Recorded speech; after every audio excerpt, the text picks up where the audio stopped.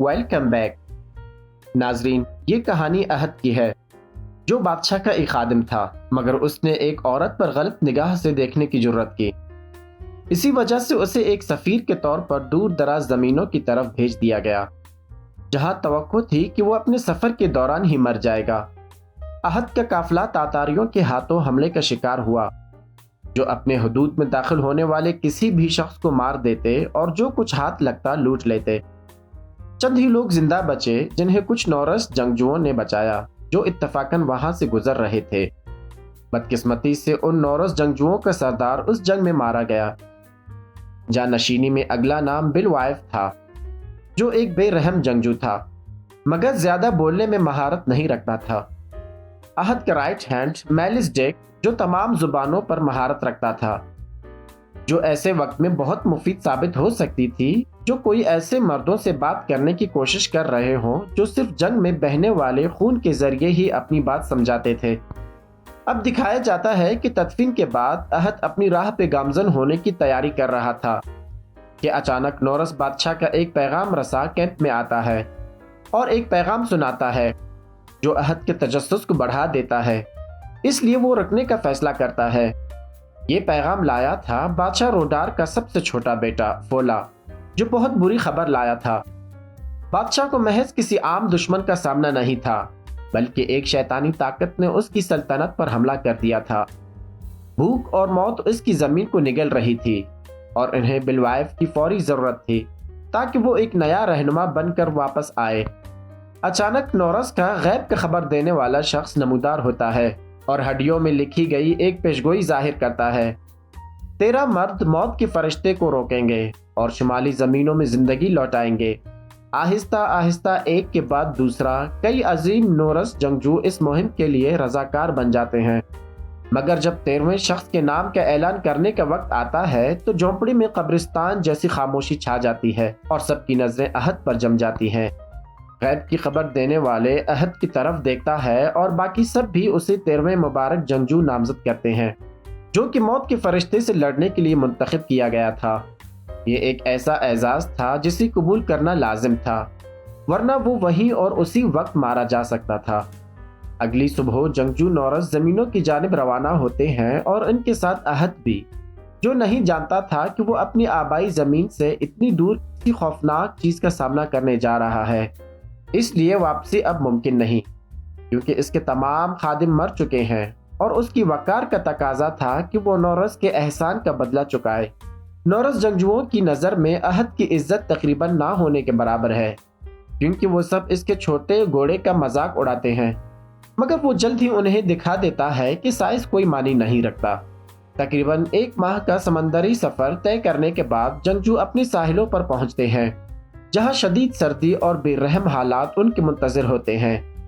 احد کا پہلا اور واحد نورس دوست ہرگر اسے اس کی پہلی تلوار دیتا ہے، مگر وہ اس کے لیے بہت بھاری ثابت ہوتی ہے۔ احد کو تربیت حاصل کرنی پڑتی ہے تاکہ وہ ان سخت حالات میں لڑنے کے قابل ہو سکے۔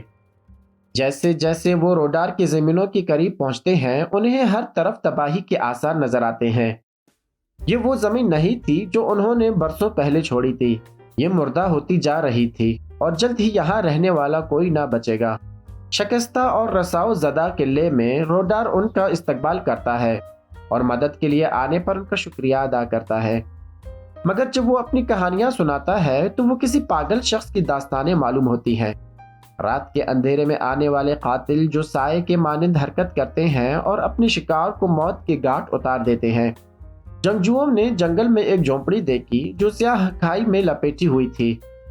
وہ اندر داخل ہوئے، مگر وہاں کچھ نہ تھا، نہ کوئی زندہ شخص، نہ کوئی امید۔ وہ دیر کر چکے تھے، قتل عام ہو چکا تھا، چاروں طرف لاشیں بکھری ہوئی تھی، سب کے سر سے تن جدا تھے۔ احد، جو پہلے کبھی ایسی بربریت کا گواہ نہ بنا تھا، خوفزدہ ہو کر پوچھتا ہے، یہ سب کس نے کیا؟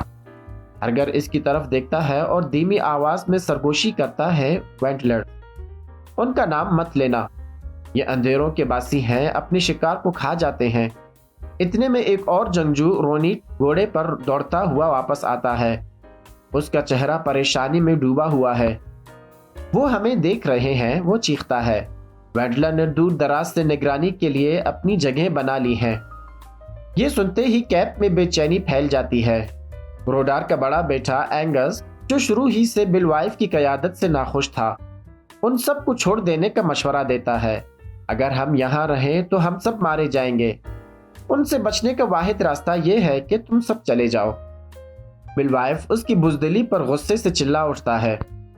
میں کسی ایسے شخص کی بات نہیں سنتا جو اپنے بھائیوں کو مرنے کے لیے چھوڑ چکا ہو۔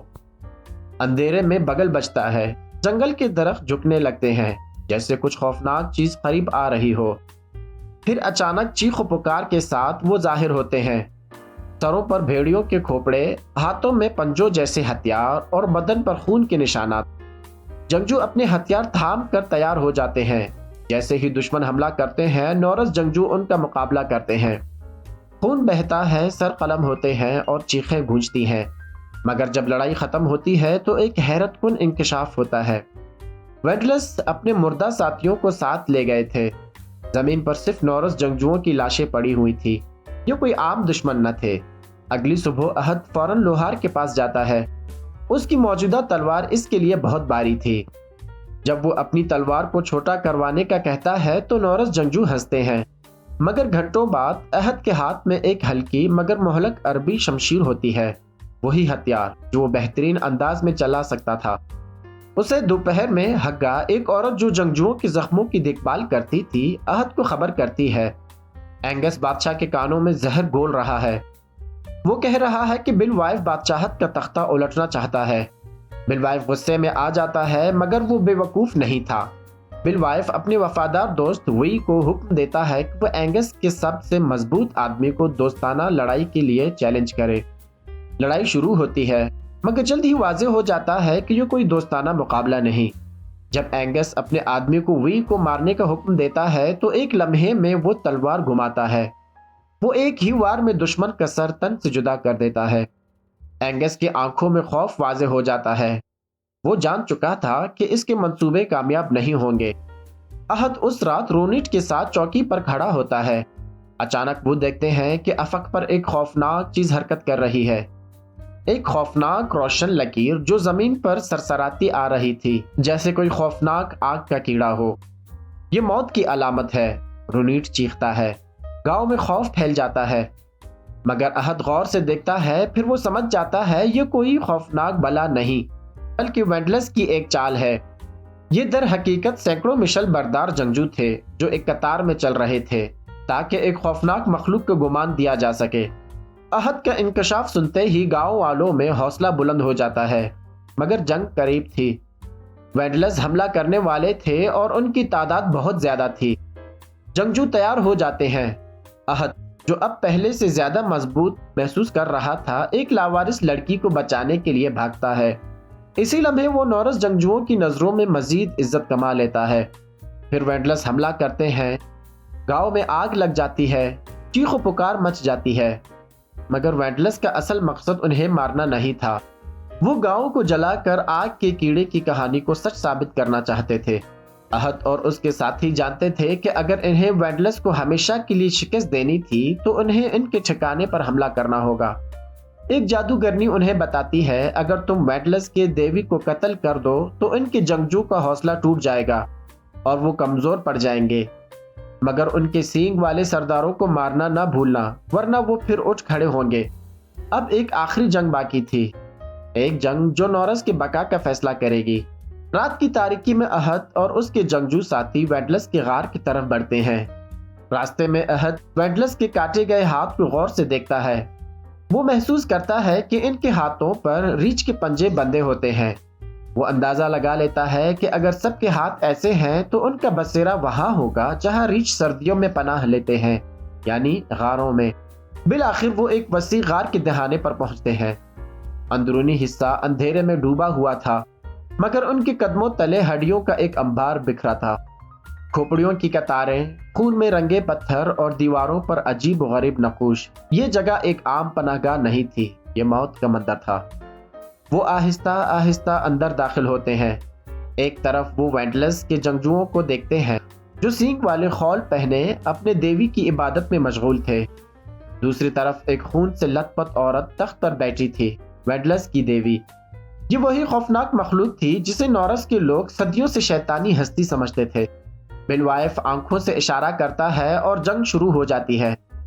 نورس کے جنگجو تلواریں اٹھا کر حملہ کر دیتے ہیں۔ وینڈلس چیخنے لگتے ہیں، ان کی جنگی صدائیں گونجتی ہیں۔ احد، جسے ہمیشہ کمزور سمجھا گیا تھا، اپنی عربی شمشیر کے ساتھ پھرتی سے لڑتا ہے۔ وہ ایک سینگ والے سردار کو گراتا ہے، پھر دوسرے کو بل وائف اپنی بڑی تلوار کے ساتھ وینڈلس کو تہس نہس کر رہا تھا۔ بل وائف دیوی کے کمرے میں داخل ہوتا ہے، جہاں وہ خون میں ڈوبے اپنے پیروکاروں کے سر کھا رہی تھی۔ غصے میں بھرا بل وائف دھاڑتا ہے اور اپنی تلوار بلند کرتا ہے۔ دیوی، جس کی ناخن زہریلی سانپ کے دانتوں کی طرح تیز تھی، اس کے بازو پر وار کرتی ہے۔ زہر اس کے جسم میں اتر جاتا ہے، مگر وہ ہمت نہیں ہارتا۔ پوری طاقت لگا کر وہ اپنی تلوار گھماتا ہے اور دیوی کا سر تن سے جدا کر دیتا ہے۔ بل وائف لڑکھڑاتے ہوئے باہر نکلتا ہے۔ زہر اس کے رگوں میں پھیل رہا تھا۔ رونیٹ ایک راستہ ڈھونڈ لیتا ہے جو پانی کی ندی کے ساتھ باہر نکلتا ہے۔ جنگجو پانی میں کودتے ہیں اور بہاؤ انہیں سمندر کے کنارے لے جاتا ہے، مگر بل وائف کی حالت بگڑ رہی تھی۔ جب وہ گاؤں واپس پہنچتے ہیں تو انہیں پتا چلتا ہے کہ ایک سینگ والا سردار زندہ بچ گیا تھا۔ وینڈلس دوبارہ حملہ کرنے کے لیے تیار ہو رہے تھے۔ بل وائف، جو اپنی آخری سانسیں گن رہا تھا، اپنی تلوار اٹھاتا ہے۔ وہ اپنے مردوں کے ساتھ کھڑا ہوتا ہے اور نورس جنگجوؤں کی روایتی جنگی نعرے بلند کرتا ہے۔ ہم وہ مرد ہیں جو اس دنیا میں خوف نہیں کھاتے۔ ہم وارحالہ میں ایک دوسرے سے دوبارہ ملیں گے۔ احد، جو ایک اجنبی تھا مگر اب ایک جنگجو بن چکا تھا، اپنی شمشیر تھامتا ہے اور دعا مانگتا ہے، اے میرے رب، اگر موت میرا مقدر ہے تو مجھے عزت کے ساتھ لے جا۔ ویٹلکر سردار گھوڑے پر سوار حملہ کرتا ہے، مگر بل وائف اپنی پوری قوت سے ایک زوردار وار کرتا ہے۔ تلوار اس کے سینے میں اتر جاتی ہے اور وہ زمین پر گر کر دم توڑ دیتا ہے۔ وینڈلس اپنے سردار کے مرنے پر خوفزدہ ہو کر بھاگ جاتے ہیں۔ گاؤں کے لوگ خوشی سے نعرے لگاتے ہیں، مگر بل وائف اپنی آخری سانسیں لے رہا تھا۔ ایک کہانی جو ہمیشہ زندہ رہے گی۔ احد اس کے پاس بیٹھتا ہے اور بل وائف دھیمی آواز میں کہتا ہے، میری کہانی لکھ دینا تاکہ لوگ ہمیشہ مجھے یاد رکھیں۔ پھر ایک مسکراہٹ کے ساتھ وہ ہمیشہ کے لیے آنکھیں بند کر دیتا ہے۔ احد، جو سفیر بن کر نکلا تھا، ایک جنگجو بن چکا تھا۔